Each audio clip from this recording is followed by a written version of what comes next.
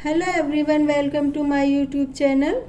तो गाइस, जो भी मेरे वीडियो देखते हैं, मुझे सब्सक्राइब करते हैं, तो आप सभी की मैं हृदय से आभारी हूँ।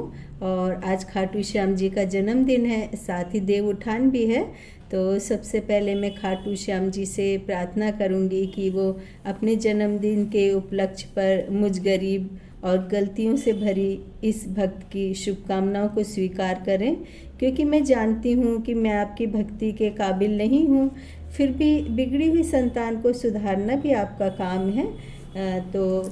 कार्तिक माह के शुक्ल पक्ष की एकादशी को देव उठनी एकादशी, देव उत्थान, प्रबोधनी एकादशी इत्यादि से नामों से जाना जाता है। और आज के दिन 4 महीने तक चिर निद्रा में सोने के बाद श्री विष्णु जी जागे थे। तो एकादशी या देव उठनी की पूजा की विधि इस प्रकार है। आप तुलसी का पौधा ले लें और उसको लाल चुनरी से ढक दें, रोली कुमकुम का टीका लगाएं और गेरू और चाक मिट्टी को भिगो दें और उससे भगवान, पक्षी, पशु इत्यादि के पैर बनाएं।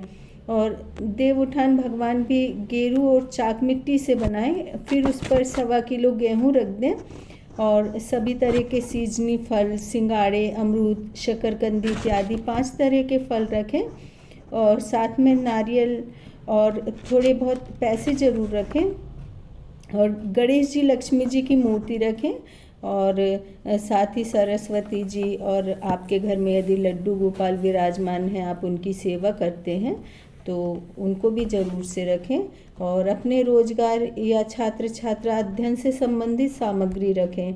और तुलसी के पास राधा कृष्ण जी की मूर्ति जरूर रखें, क्योंकि तुलसी का एक रूप राधा और कृष्ण शालिग्राम कृष्ण जी का रूप है, लेकिन इनकी कोई मूर्ति नहीं होती है, क्योंकि अभिशाप की वजह से इनको पाषाण रूप मिला था। और शालिग्राम जी का एक रूप शिव जी है और तुलसी जी का एक रूप पार्वती जी है। और जब भी हम अपने घर पे एकादशी की पूजा करते हो, पैरों की छाप बनाते हैं, तो पैरों की आने की जो दिशा होती है वो हमारे घर के अंदर की तरफ होनी चाहिए।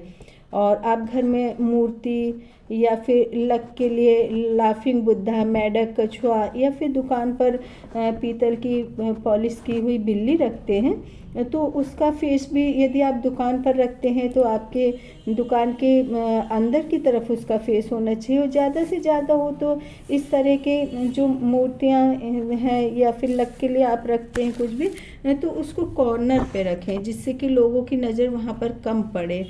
और इन सब का फेस हमेशा या तो घर के अंदर हो, यदि दुकान में हो तो दुकान की तरफ होना चाहिए। तो एकादशी की कथा इस प्रकार से है। एक राजा के राज्य में सभी एकादशी का व्रत रखते थे और प्रजा, नौकर चाकरों से लेकर पशुओं तक को अन्न नहीं दिया जाता था।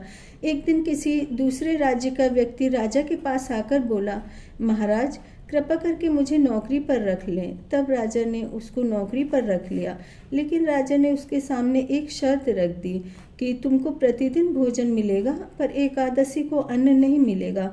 उस व्यक्ति ने उस समय तो राजा की बात मान ली और फिर एकादशी के दिन उसको फलाहार का सामान दिया गया तो राजा के सामने जाकर वह गिड़गिड़ाने लगा और बोला, महाराज, इससे मेरा संपूर्ण भोजन नहीं हो पाएगा, आप कृपया करके मुझे अन्न दे दो।